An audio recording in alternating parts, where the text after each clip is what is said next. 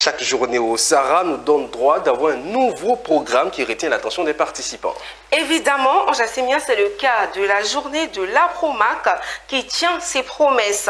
La durabilité de la filière EVA en Côte d'Ivoire, tel est le thème principal de la conférence organisée par cette association et ses collègues. Une journée dédiée à la chaîne de valeur de l'EVA, un thème qui a attiré du monde car il a permis à la fêtière de faire un bilan et de dresser les perspectives. Notre reporter Philippe Zabo nous retrace les faits marquants de cette journée. Que deviendra la filière EVA à la lumière de la transformation technologique et de l'IA? Les enjeux de la durabilité de la filière sont nombreux, car il se murmure que certains métiers risquent de disparaître.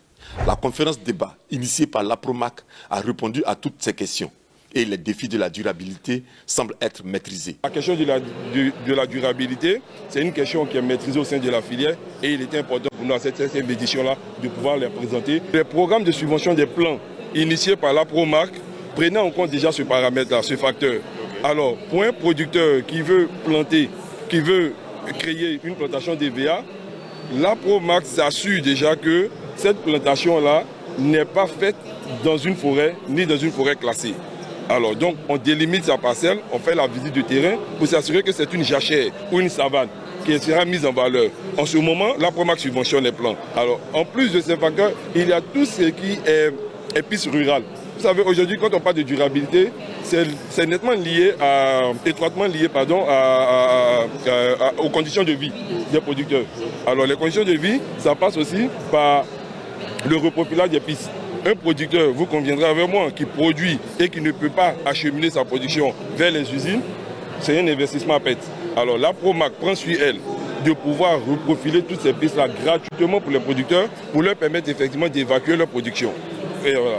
En plus de cela, il y a tout ce qui est formation au métier de l'EVA-culture. Alors l'APROMAC contribue à la formation chaque année des jeunes au métier de l'EVA-culture. Que ce soit les pépinéristes, que ce soit les régisseurs, que ce soit les seigneurs, l'APROMAC investit dans la formation de la jeunesse. Sûr de la durabilité de la filière EVA, l'APROMAC s'est projeté dans le futur. Vous savez qu'aujourd'hui, il y a la problématique du prix. Il y a la problématique du prix. Mais tout le monde reconnaît que le caoutchouc de la Côte d'Ivoire est de qualité. Alors comment est-ce que nous pouvons nous démarquer de tout le caoutchouc sur le plan national et international? C'est de pouvoir marquer ce caoutchouc-là. Et ça passe par la labellisation. Donc au sein de l'APROMAC, il y a une commission qui travaille sur cette question avec des experts du milieu, avec tous les partenaires techniques, avec l'État. Voilà, sur la question de la labellisation du caoutchouc. Et nous pensons que fin 2025, début 2026, on pourra sortir quand même des normes pour la labellisation du caoutchouc ivoirien. À côté du thème central, l'APROMAC a abordé un autre sujet comme l'état des lieux de la deuxième transformation du caoutchouc en Côte d'Ivoire.